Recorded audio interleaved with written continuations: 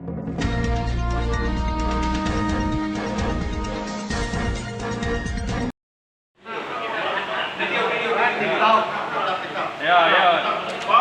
Sumsel Jaya. Sekali lagi.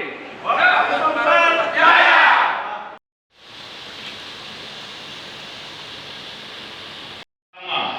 Membangun POBSI Sumatera Selatan ini karena saya yakin saya tidak ada kemampuan kalau saya hanya seorang diri. Karena peran rekan-rekan semua sangat saya harapkan.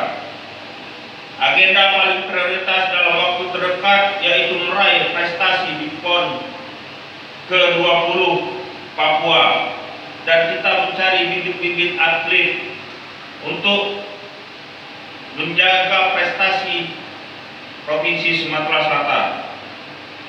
Belum lama ini PB POBSI mengadakan turnamen-turnamen. Kami POBSI Sumsel sangat mengapresiasi kegiatan tersebut dan sangat berterima kasih kepada Ketua Umum PB POBSI Bapak Hary Tanoesudibjo atas terselenggaranya kegiatan tersebut. Dan kami juga berharap kalau berkenan, kalau diberi kepercayaan untuk turnamen yang akan datang, POBSI Sumatera Selatan siap untuk melaksanakannya.